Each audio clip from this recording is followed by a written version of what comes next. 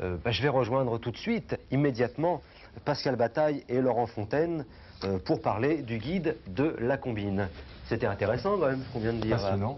Hein? Les enfants sont des grands combinards. Hein. Oui, oh là là, il y a des trucs à l'école et tout. Vous en trouvez tout ce qu'il fallait faire pour éviter de se fouler, comme on dit. Déjà, pour abuser des parents, il n'y a rien de plus parasite qu'un enfant quand il exploite ses parents à longueur de journée. Moi, je me souvenais, je me mettais devant, en classe, pas derrière. Ouais. Et je regardais le professeur, mais on est plein à le faire. Et le professeur vous regarde et là, vous faites... oui, et vous dites oui, et vous pensez à autre chose.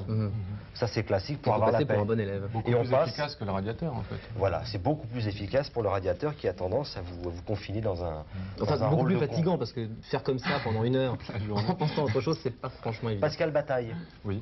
originaire de Bordeaux, né en 1960, études de lettres, philosophie, sciences de l'information, Sérieux. conseiller en communication.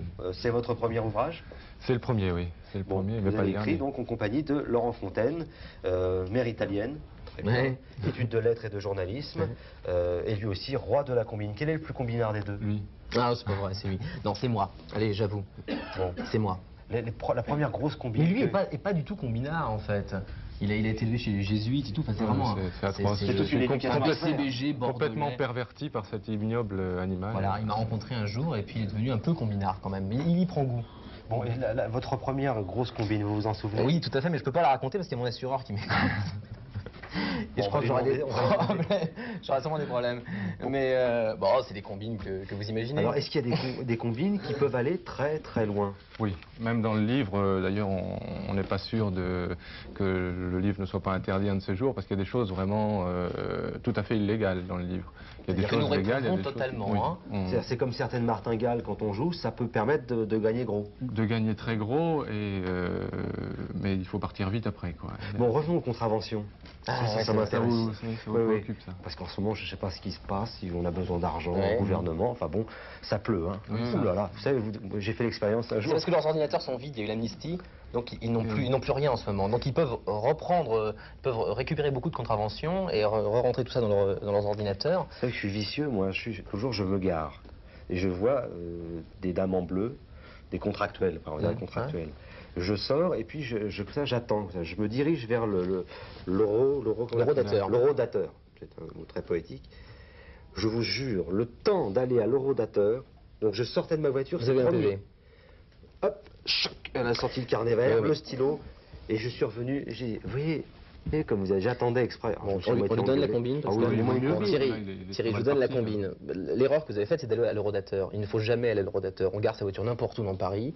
Vous ne prenez pas de ticket eurodateur. Je vous explique la combine. Quand vous avez un PV sur votre pare-brise, ensuite, vous revenez, vous prenez le PV, vous ramassez soit par terre, soit vous demandez à un automobiliste garé près de vous de vous donner son ticket eurodateur, Avec qui a l'heure donc l'heure correspondant au correspondant à votre PV. Vous faites une photocopie de l'un, photocopie de l'autre, vous envoyez ça à monsieur le préfet à Paris, et vous dites que c'est la contractuelle qui avait oublié ses lentilles de contact ou ses lunettes. Et c'est un peu imparable. forcé sur le pastis. Imparable. C'est-à-dire que vous avez votre ticket prouvant que vous n'étiez pas en contravention.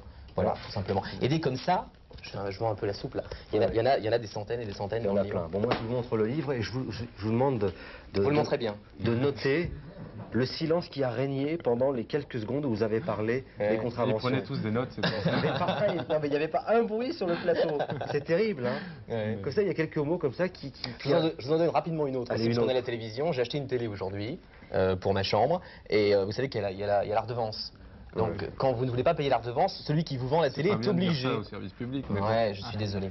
Celui qui vous vend la télé est obligé de vous déclarer au service de la redevance. Donc il y a une combine qui est soit d'aller acheter votre télé avec quelqu'un qui a déjà un téléviseur, il n'a pas à payer 2 fois la redevance, soit d'aller acheter votre télévision avec votre grand-mère. Vous avez une grand-mère, Thierry, vous allez avec votre grand-mère, elle a plus de 60 ans, elle ne paye pas la redevance, il y a une loi de 82, je crois. C'est pas elle qui porte le... Non, vous portez si vous êtes quand très même. combinard, vous lui faites porter la télévision.